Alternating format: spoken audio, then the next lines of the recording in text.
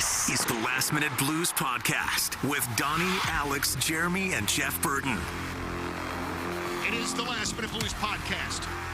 Donnie, Alex, JR here in the studio recording after a Blues loss last night. Well, we got a goalie goal. Yeah, okay, maybe we'll just start there. For the other team. Yeah, It's so still fun. Okay, so I understand that this is a rare thing and in essence a cool thing, but like when it happened last night, I felt embarrassed. Really? I was just like, ugh, what a crummy way to end a crummy game. Like that, I know it's cool. I love hockey, but like, damn it, why did it have to be against us in a game that we did not play great? Well, and it doesn't help, too, that that's like the first goalie goal since, I don't know, did somebody do it last year in the NHL? Yeah, I thought it was... Was it Linus Ullmark last year? Ullmark was the last one, but I thought it had been a couple years ago. Yeah, maybe so. But, like, there's only been a couple of guys since Pekka Rinne did it back in, like, the mid-2010s. That part wasn't fun. That's like a no-hitter, though. If you've never seen one, now it's not the same thing as a no-hitter. Let me clarify that, because no-hitter is pretty incredible versus a goalie just lobbing a puck down the ice and getting a little help. 9 innings compared to one shot. 9 innings and no hits versus that. But I've never seen a no-hitter in person.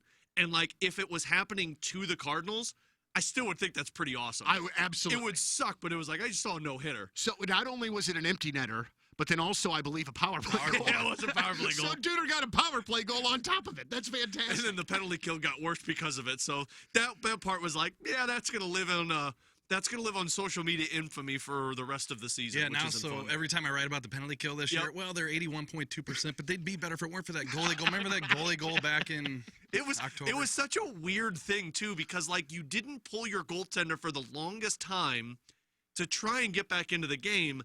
And then you pulled them with like 30 seconds left when the game was already out of reach at that point. You were already hemmed in the zone.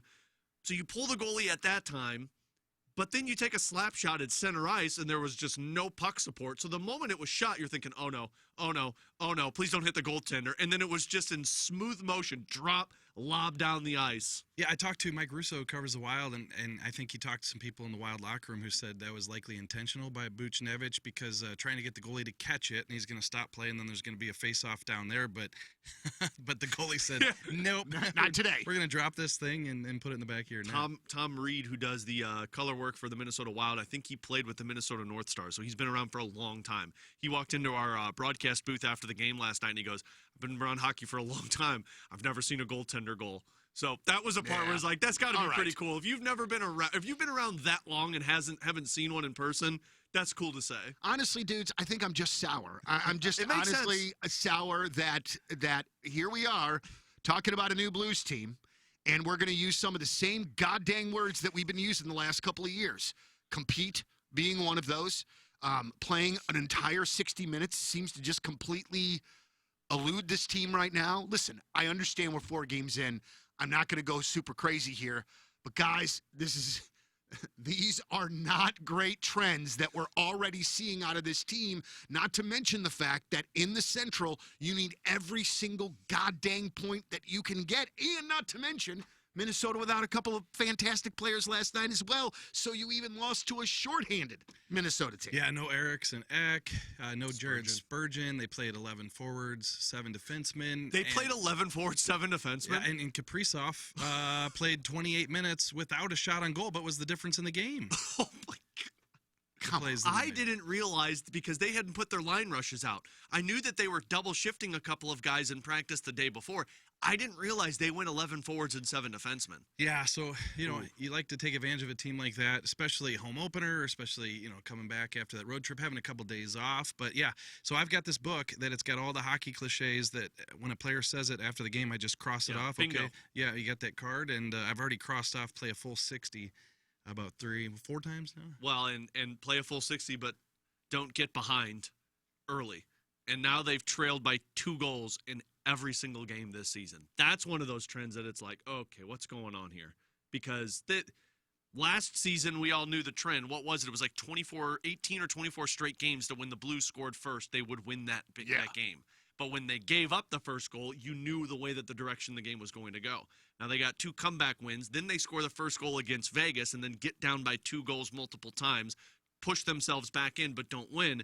but then you get down by 2 goals again last night. And last night was such a weird game, kind of like that San Jose Sharks one, to where you look at it on paper and you're like, okay, 4-1 loss. But look at the odd bounces that led to all of those situations that took place. The one that goes off the partition on the power play, Falk has that puck in the corner, bounces awkwardly off of it, comes into the middle of the ice, and then you're off to a breakaway. You get the early whistle on the potential Jordan Kyrou goal. Like, that one pops up. You have a couple of penalties. Like, it was a weird type of game to where it felt like the Blues were really never able to get their legs underneath them. So I don't want to discount having bad luck or bad bounces and things like that, because obviously that happens. And again, guys, I don't want to freak out, even though I'm really good at it. What? But what's going on here? What are you seeing here? Because I felt really all right after the first couple of games, but then after seeing it kind of continue for 2 more games, I'm starting to get very concerned very quickly.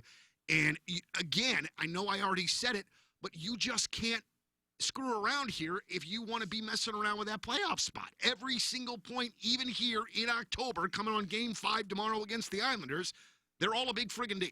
Yeah, I'm seeing 2 things. I'm seeing something up front and something on the back end. Up front, you got a lot of moving around, right? So Buchnevich is center, but now he's playing with Kyrou and Thomas, and he's playing on the wing for this shift. And Dylan Holloway is playing up on the top line, but now he's playing on the third line. Braden Shen's up top. Now he's going to third line center. Now he's back up top.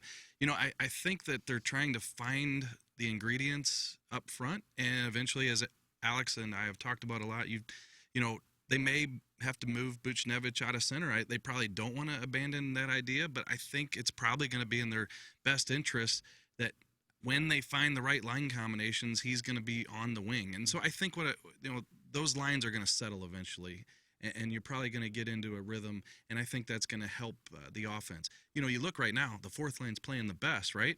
And you know what you're going to get from them, and those guys know each other. I know Fox is new this year, but Fox, Toropchenko, Walker, they know their job, and they're going out and doing it. So I think it's going to take some time. On the back end, I see a top pair that's really struggling. Colton Parayko had a terrific year last year. He's had some hiccups. Nick Leddy's had a few more hiccups than him. I think they've allowed 14 goals this season, and Nick Leddy's been on the ice for 8 of them. Yeah. It's just not working, and so they did some adjusting last night. I think Leddy dropped a bit.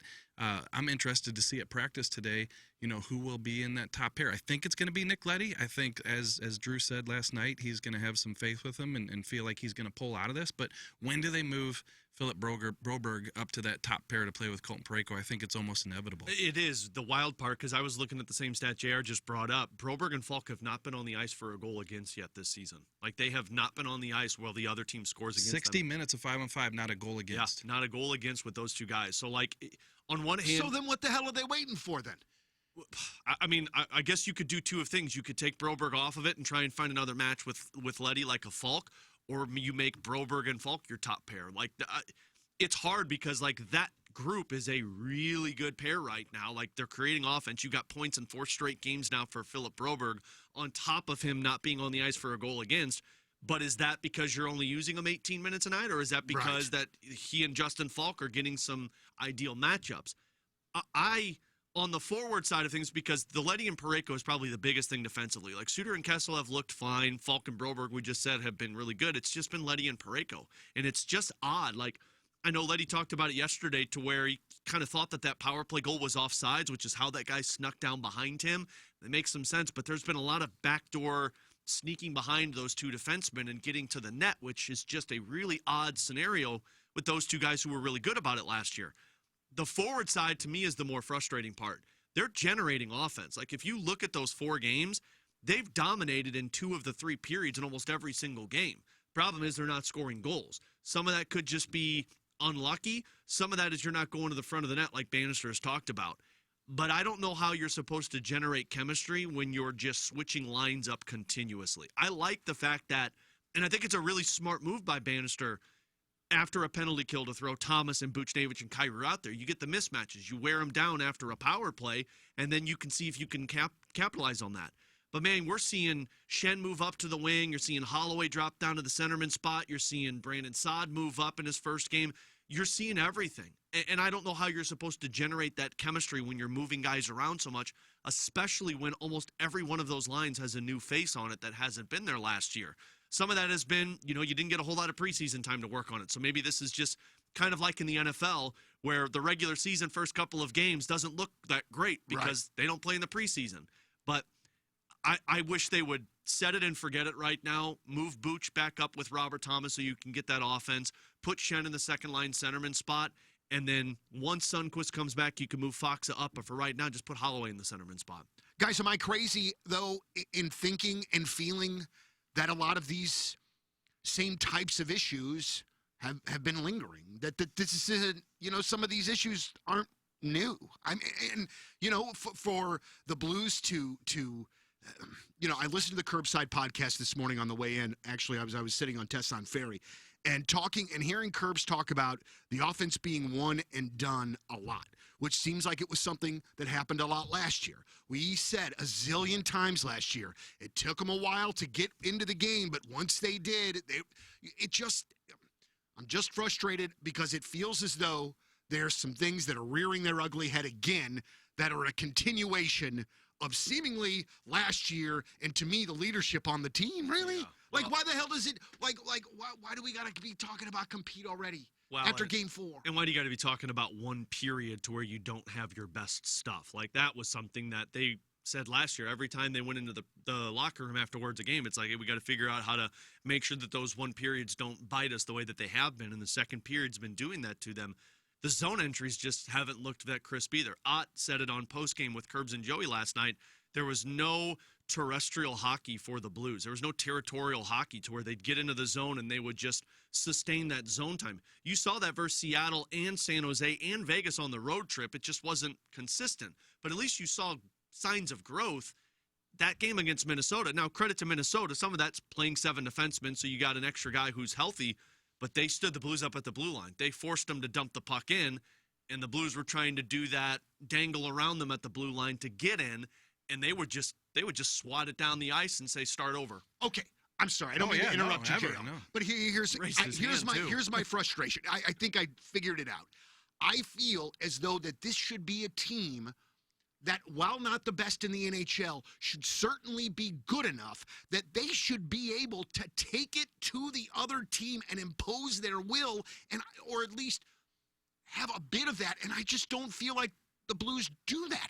I feel as though that they have enough good players that they should be able to do that to a certain extent. Maybe for not as long or maybe not as effective as teams that are better, but I just feel like the Blues are on their friggin' heels more often than not.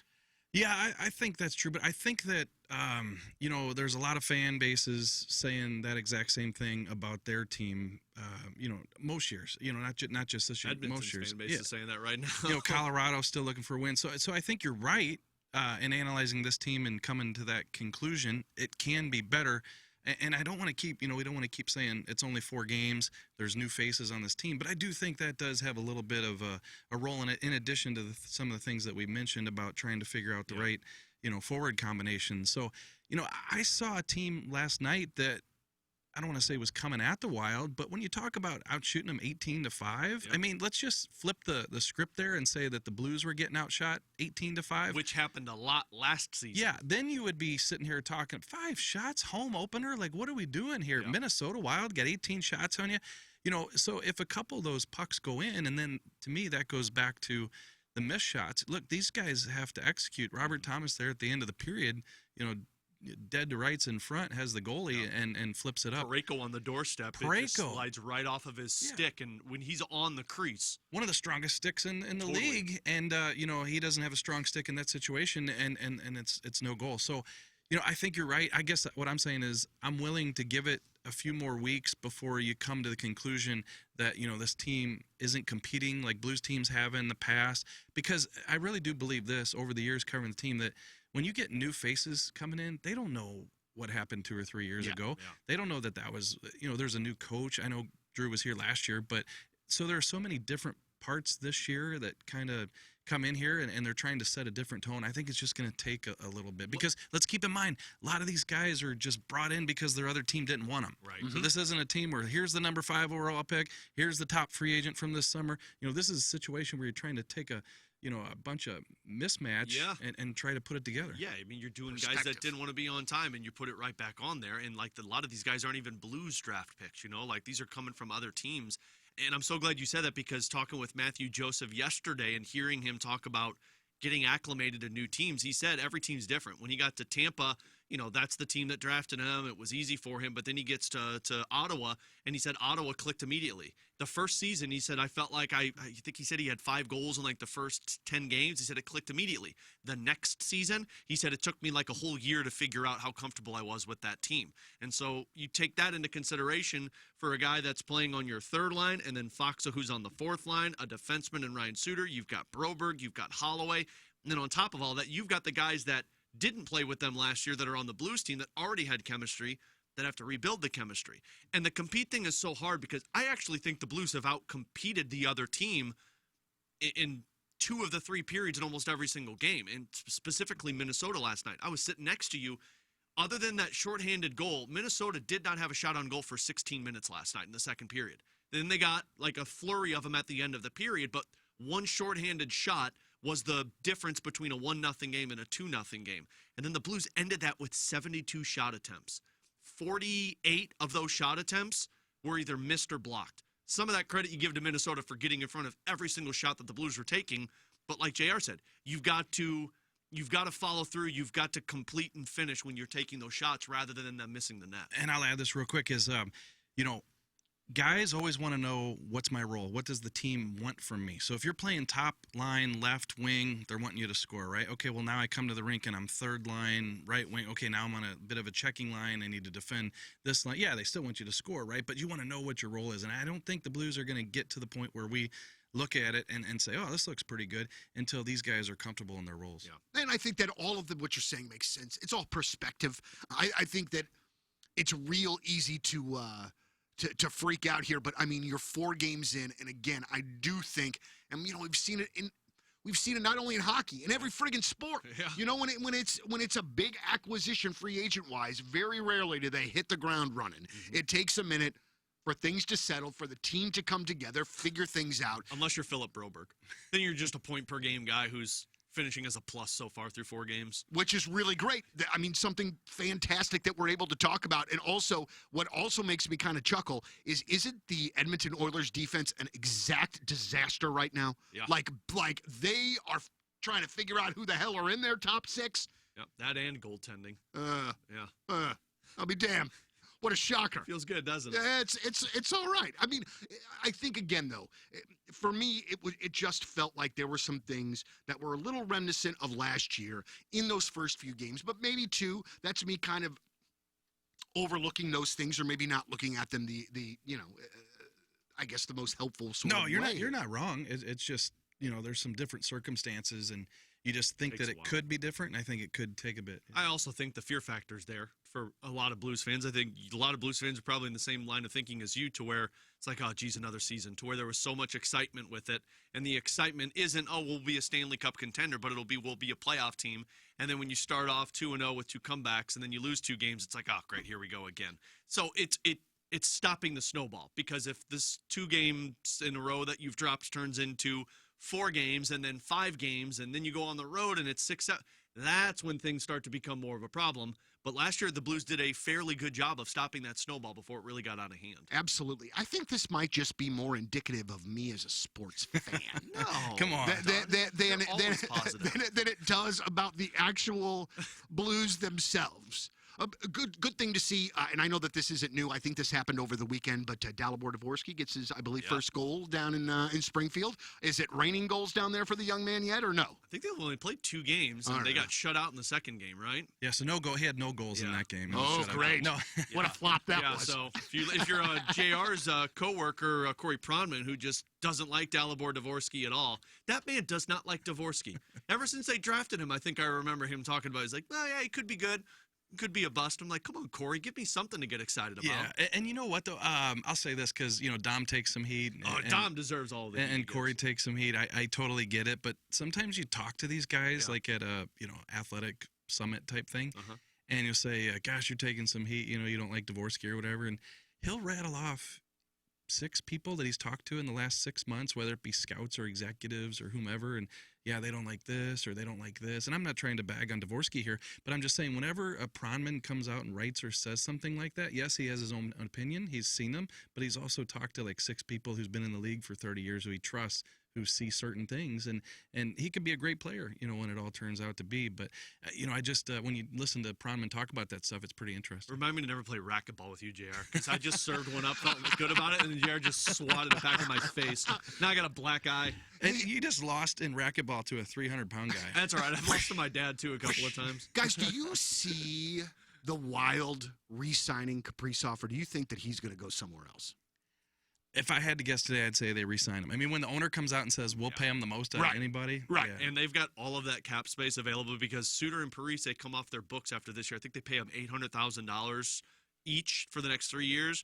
You're going to have ample money to spend on that. You don't let that guy go. Yeah, and he's on his way to getting a statue in Minnesota. So, we'll see. Obviously, money talks. But how would you guys like it for your boss to come out publicly and say, we're going to pay him the most out of anybody? Feeling really good about myself in negotiations. That would be so awesome. I don't even know. I don't even think I would be drunk with Power. I would think that he was messing with me. Yeah, that's true. I'd be like, cool. There's no way I would believe that's what he was with saying. the contract and be like, here's what I have, sir. I don't believe what you just said. I think one time my boss at the Post-Dispatch called me and he said, hey, we're going to give you a little bit of a raise. And I did the math, and it was like $76, a paycheck or whatever. Woo! Like I'm running around. JR's high-fiving everyone. I'm speed dialing my wife, my dad, everybody. Hey, I'm getting a raise. Dude, my first raise in radio was from $13,500 to $18,000.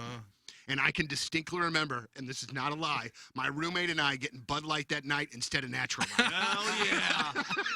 Hell yes. And the following week, he went out and bought a Saturn.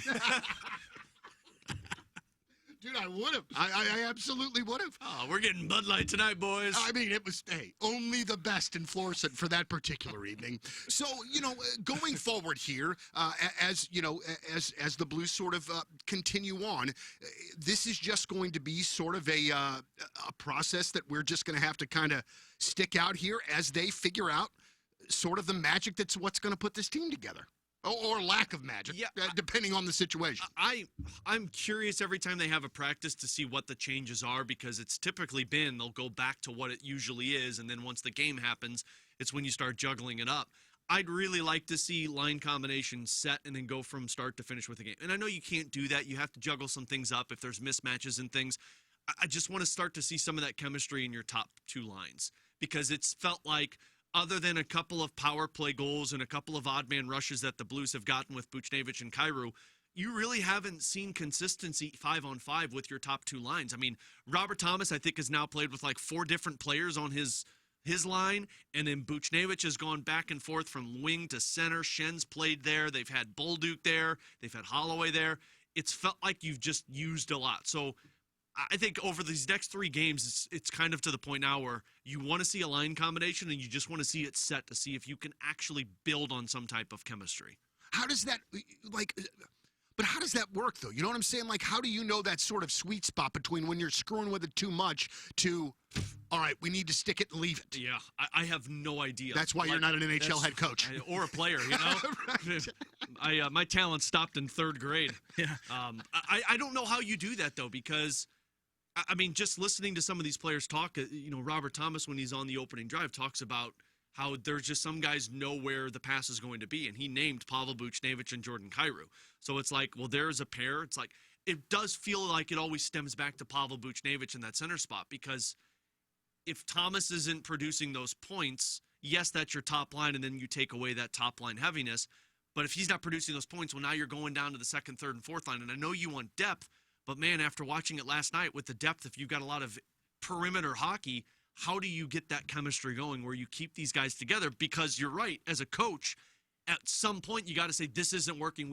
Berube used to do it all the time, and it worked. He was like, nope, this isn't working. Let's switch it up. And then Sammy Blais would go out and score a freaking goal. I'm like, what are you doing, Craig Berube? It was unreal. It's like, hey, Berube switched up the lines. Blais is now playing on the 2nd line. Blais has now just scored. Yeah, Blais is going for a hat trick now. Like, what happened? I think I know the answer, Donnie, though. I think it's you'll see the scoreboard say 2-0 3-0. No, Good guys. Yeah. Right. That's It's what in it's terms of, they got to produce. But, yeah, right now, like Alex said, they're not getting any zone time. They're not getting any second and third efforts. I guess in curbside, podcast, a lot of one-and-dones. That's what we saw last night. And, you're just going to have to get that traction. You got to get some production from some people. Like Thomas has to start clicking. Look, I love Robert Thomas, and bold prediction, I had him for 100 points this year. Same. I think he's on the ice for 8 or 9 goals against right now. We gave Letty trouble earlier, and he's not the only one. Shen, I think 7-8 goals against. So, these guys are just going to have to get some traction offensively, but the way you get that traction is to do the things that we were just talking about. And no coincidence, those numbers you just rattled off, those are two guys that I think have jumped different lines nonstop in the first 4 games of the season. Shen's played the wing with Robert Thomas. He's played the center spot on the second line. He's done the third line. He's done the wing with Pavel Buchnevich. It's hard to build chemistry, not just in the offensive zone, but you also have to think about the chemistry on the defensive side as a forward when you're playing with different guys and you're out of position, you're a wing, you're a centerman, knowing where you're supposed to be. That's how you can get jumbled up and the message getting mixed when you're on the ice. When you're typically a centerman in the defensive zone, but then this guy's playing centerman, but he thinks I'm on the center spot. I got to imagine communication is a part of that as well. I'm going to ask the dumbest question. This is a stupid-ass question. No, it's not. Oh, no, 100%. I've heard some of Alex's questions before this. He was standing next to me. Jay Bomeister told me it was a stupid question.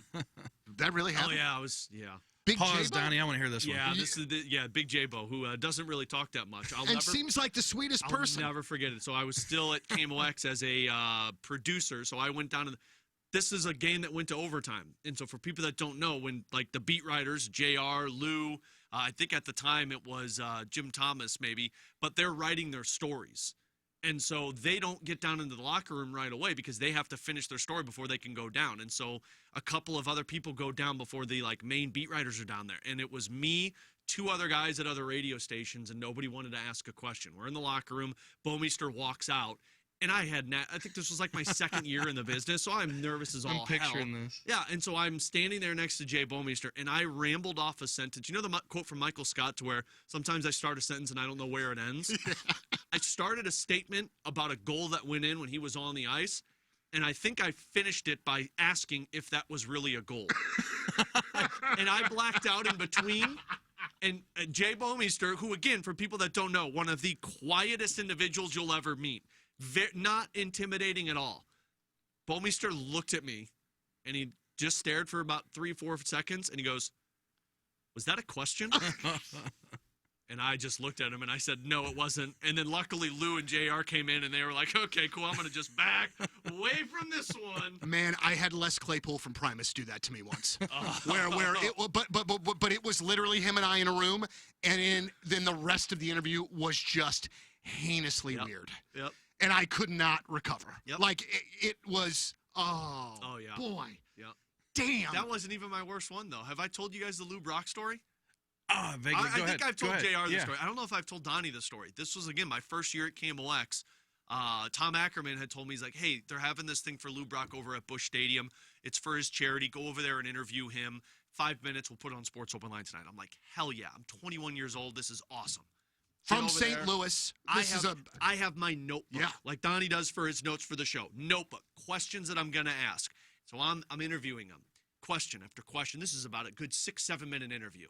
I'm like, hell yeah, this is awesome. We wrap it up. He shakes my hand, and he looks at me, and he goes, "That was great, Alex, but I'm not Bob Gibson." And I looked at him, and I go, "What do you mean?" And he goes, "Well, you called me Mr. Gibson about 6 times." And so I wanted to curl into a little ball and die at that point. And luckily, Lou Brock was an incredible individual. Yeah. One, he didn't stop me because I think he realized how nervous I was. Yeah. And 2, he laughed about it. He was like, "No, I thought it was funny, and you kept asking your questions." And so I listened to the interview, and I heard it, and I deleted it. And I told Tom, I said, "Oh, yeah, something happened with my recorder." And I That's a good idea. I wanted to die. I distinctly remember Jeff calling Bobby Plager a Hall of Famer multiple times in an interview. and then realizing at the end of the interview after it was over that he was not a Hall of Famer. And legit, honestly, I believe that Jeff beat the bejesus out of himself every day for the rest of his life. Yeah, he's a Hall of Famer in your hearts for a while before he. But he just felt like he had woken up and just gotten off the Rube train that day, or whatever the hell that it was. He was just so embarrassed, and anytime that he would tell that story, his face would just fall. Like it was just. But you got to have those. Yeah, you got to have those in your career. All right, JR, let's hear yours. Well, no, there's too many. We got like 6 minutes. You're not going to tell me that you didn't call Doug Armstrong like Larry Plow or something in an interview? I've done it all. This isn't like in line with what you guys are talking about, calling somebody something. But my biggest mess up is when we used to, like you said, file your story, turn it in before you go down to the locker room. So I get down to the locker room eventually, and there's already 6 or 8 reporters around Dallas Drake. And Dallas Drake is talking about the game that's Blues Blackhawks. They just finished, and it was a 6-5 game. But, Donnie, the game went back and forth, so it was 4-3, 4-4, 5-4, back and forth. And so he makes the comment that was like a pond hockey game. Well, I'm 6 feet back sticking my recorder. I barely hear him. So when I get back upstairs and I'm listening to my recorder to what he said, oh, okay, he said it was a pond hockey game, P-A-W-N, like a chess match. So I write, that was a pawn hockey game.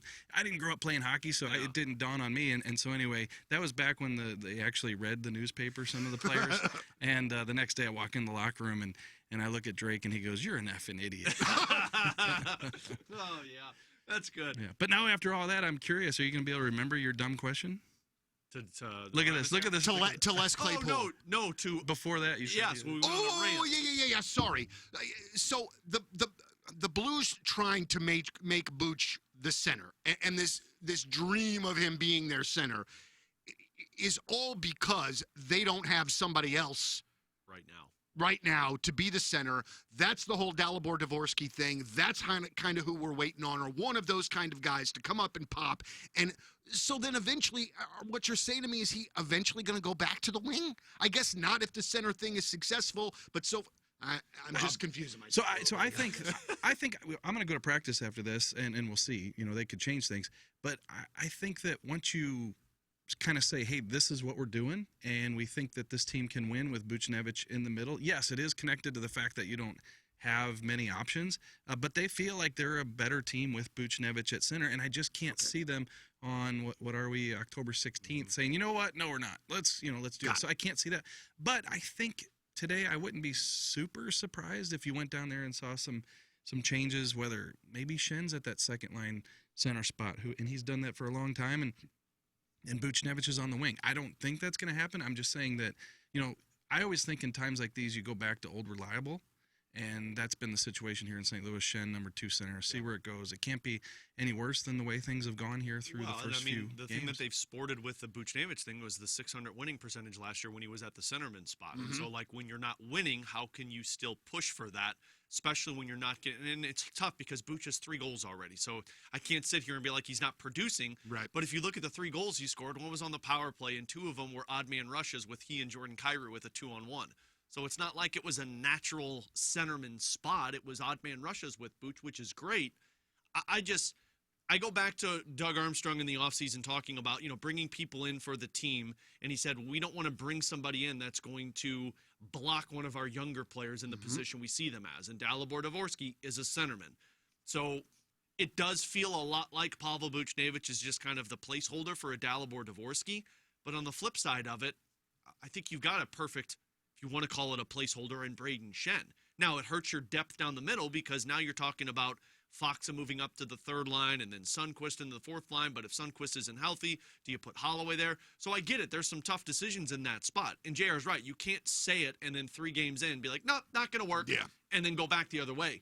But at some point when you're not generating enough offense and you've run through Brandon Saad, Brayden Schenn, Zach Bolduc, Dylan Holloway, all playing with Robert Thomas, and they haven't worked, and you always go back to Buch, Thomas, and Kyrou when you need to generate offense, at some point, wouldn't you look at that and say, we're going to have to break this up because we aren't generating the offense from our top line?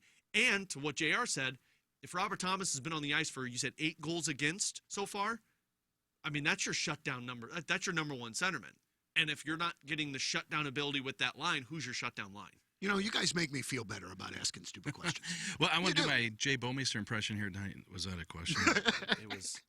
You know how like Jay Bomeister gets like the big eyes too? Like I mean, he looked at me and he like couldn't believe that I was asking that question. I actually, remember when he struggled coming off, I think it was the hip surgery? Yeah. And everybody in St. Louis, like, this guy's got to retire. He's done, trade him, whatever. So I had to write a couple pretty tough pieces. And when you do that, you want to go in the locker room and show your face. And I actually went and sat down next to him and I said, hey, listen, I've written some tough things lately.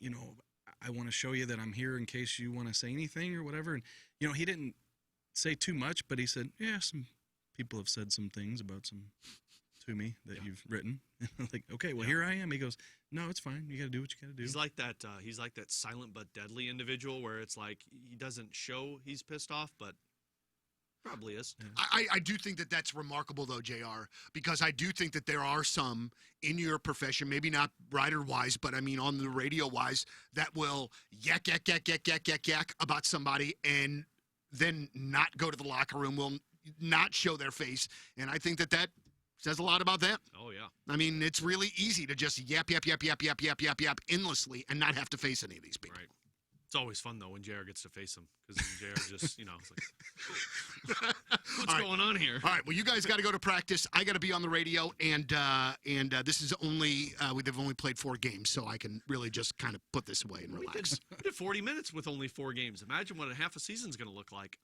Boy, oh boy, that's impressive. We need to get one of those heart detector monitor things where we can check his pulse at the beginning of the pod and then at the end of the pod. I don't have one of those, but I have one of those pregnancy simulators if we want to use those one of these times. That thing's probably broke. You've used it so many times. I've messed around with it a couple of times, but it's not too. It's I don't mind the heart rate thing. That's okay, but no. We're gonna. I don't. Listen, I don't want us to start doing a thing where we have to do bets. Where then I can't. I'm out. I don't need to do that. What? Listen, there was a year of doing football picks on the Riz Show that I felt as though that I had a permanent bruise on my butt cheek from that damn gun. Yeah. So it got to the point, and my kids loved seeing those videos of me writhing around in pain. Love punishment. Just no. Yeah, and I don't want that pregnancy thing. It might say yes. And on that note, for the Last Minute Blues podcast, Jeremy Rutherford from The Athletic, Alex Ferrario from 101 ESPN. I'm Donnie Fandango for our homeboy Jeff Burton. It's the Last Minute Blues podcast. As always, let's go Blues. This is the Last Minute Blues podcast with Donnie, Alex, Jeremy, and Jeff Burton.